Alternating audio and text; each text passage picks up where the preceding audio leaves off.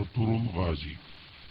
Ertugrul الغازی ترک و غوز کی شاخ قائی قبیلہ کے سردار سلیمان شاہ کے بیٹے اور سلطنت عثمانیہ کے بانی عثمان اول کے والد تھے۔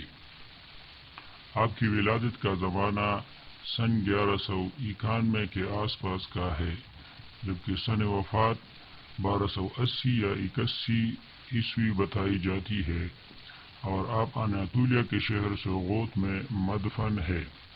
ارطغرل الغازی ایک بہادر، نڈر، بے خوف، عقل مند، دلیر، ایماندار اور بارعب سپاہی تھے۔ وہ سارے عمر سلجوقی سلطنت کے وفادار رہے۔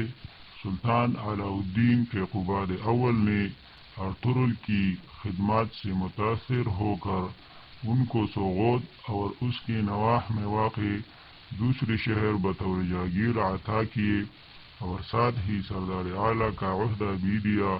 اس کے بعد آس پاس کے تمام ترک قبائل ان کے ماتحت آ گئے تھے، اور غیر معتبر تاریخی حوالوں سے معلوم ہوتا ہے کہ ارطغرل کا تعلق غوز ترک قبائل کی شاخ قائی قبیلہ سے تھا، اور ان کا خاندان بیگ یعنی سردار کہلاتا تھا۔ ارطغرل ترک زبان کا لفظ ہے اور دو لفظوں ار اور طرل سے مل کر بنا ہے۔ ار کے معنی آدمی، سپاہی یا ہیرو کے ہیں، جبکہ طرل کے معنی عقاب پرندے کے آتے ہیں جو مضبوط شکاری پرندہ کے طور پر مشہور ہے۔ یوں ارطغرل کے معنی عقابی شخص، عقابی سپاہی یا شکاری ہیرو وغیرہ کے ہوں گے۔ اسلام کی سربلندی کی خاطر ارطغرل اور دیگر عثمانی سلاطین کی مجاہدانہ سرگرمیوں کی بنا پر عموماً ان کے ناموں کے ساتھ غازی کا لقب لگایا جاتا ہے۔ ارطغرل الغازی عمر بھر سلجوقی سلطنت کے وفادار رہے، لیکن ان کی زندگی کے آخری ایام میں سلجوقی سلطنت اپنے آخری سانسیں لے رہی تھی، اور منگول سلطنت نے پورے اناطولیہ، جو کہ موجودہ ترکی کہلاتا ہے، پر قبضہ کر لیا تھا، جو ان کے لیے سخت تشویش کا باعث تھا، اور ان کی آرزو تھی کہ ایک عظیم اسلامی سلطنت کا قیام عمل میں آئے۔ چنانچہ ارطغرل کے سب سے چھوٹے بیٹے غازی عثمان اول نے ان کا یہ خواب پورا کیا اور ایک عظیم الشان سلطنت عثمانیہ کی بنیاد رکھی۔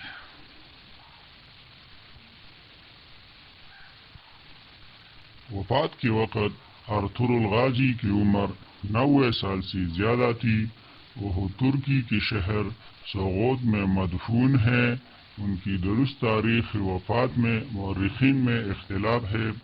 مشہور ہے کہ ارطغرل الغازی کی وفات قائی قبیلے کے سرداری اپنے بیٹے عثمان اول کے سپرد کرنے کے بعد سوغوت شہر میں 1281 80 یا 82 میں ہوئی۔ بعض دوسرے ذرائع سے پتہ چلتا ہے کہ ان کی وفات 1288 یا 1289 عیسوی میں ہوئی تھی۔ ارطغرل الغازی سے منسوب ایک قبر سوغوت شہر کے باہر واقع ہے، لیکن اس پر کوئی قدیم تحریر موجود نہیں۔ مقبرہ پر موجودہ تحریر کی تاریخ سلطان عبدالحمید دوم کے سابقہ مقبرے کی بحالی عمل کے وقت کی ہے، جو 1886 یا 1887 کی ہے۔ مقبرہ کی تعمیر کی تاریخ کا تعین نہیں ہے، لیکن یہ 13ویں صدی کے آخر میں موجود تھا۔ اس کو پہلے عثمان اول نے مجرد قبر کے طور پر تعمیر کیا تھا۔ بعد میں سلطان محمد اول کے دور میں اس قبر کو مقبرے میں تبدیل کر دیا گیا۔ مصطفیٰ ثالث کے دور میں دوبارہ تعمیر کیا گیا اور اصل عمارت کی ہیئت تبدیل کر دی گئی۔ 1886 میں سلطان عبدالحمید دوم نے اسے بحال کیا اور وضو کرنے کے لیے اس میں پانی کا چشمہ شامل کیا گیا۔